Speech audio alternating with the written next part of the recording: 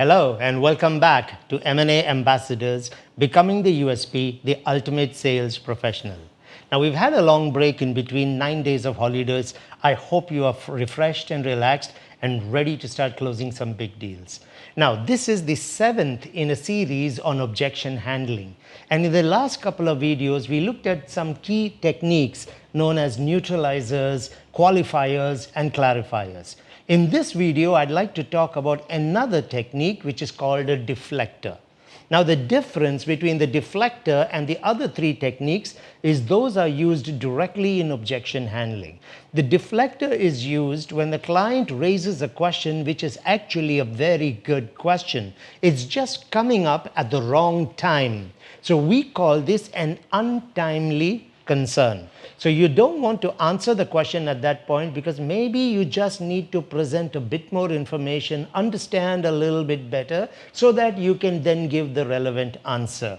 But at the same time, you cannot ignore the question. So this is when we use a deflector. So the question is a good question, it's just coming too early. Usually these questions are more around money. So it would be things like, how much is it? Or what's the price per square foot? Or what's the payment plan on this? So it would usually be things like money related questions where sometimes the client just doesn't want to wait. And so he comes into it early. So here's what you do with a deflector. So let's say the client asks you early, you're still probably qualifying, and the client says, well, how much is it? Now, you don't want to give an answer at that time because since you haven't fully understood the need, neither have you presented a solution. Whatever price you are going to give him, he is always going to say it's expensive because he cannot relate it to the opportunity that is at hand. So how do you handle the untimely concern or question that comes up? So here's a way to do it. I'll give you two different ways to do it. It's a very slight difference in both. So the client says, well, how much is it? So I would simply say, Ahmed, that's what makes this such an exciting opportunity. I'll come to that in a moment. Now, if I may ask, continue with your qualifying. Okay, I'll repeat that. Ahmed, that's what makes this such an exciting opportunity. And I'll come to that in a moment. Now, if I may ask. Now, what are you doing here?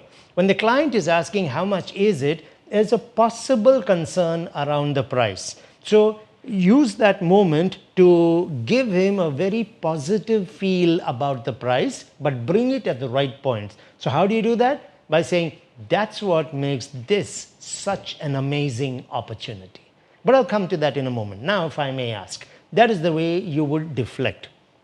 Another way of doing the same thing is, okay, client says, I think the price is, or what is the price of this? How much is it? I would simply say, that's what makes this such an amazing opportunity. And you're going to see that value when I introduce the investment plan to you. So I'll come to that in a moment. Now, if I may ask, that's it. You'll just introduce something else in there and say, you'll see the value of this when I share the investment plan with you. So you positively reframe their mind about the concern. You've acknowledged the question, but you are positioning it to be answered later once you have all the relevant information, because now you present the solution that will make sense for that kind of an investment. So that's called a deflector.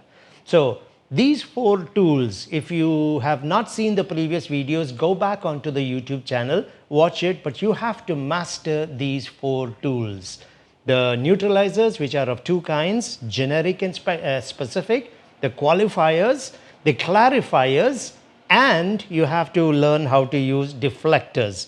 If you learn to use these 4 really well, whether it's on the phone, a Zoom call, face-to-face meetings, it doesn't matter. 60 to 70% of your objection handling is done just by using this in an approach. And I will share with you the 7-step objection handling approach, which sounds a lot, but it can be done in about 25 seconds. So join me on the next video and I will introduce you to the 7-step objection handling process. I want to thank you for your time with us on this episode of M&A Ambassadors, Becoming the USP, the Ultimate Sales Professional. I'll see you on the next video with the 7-step process.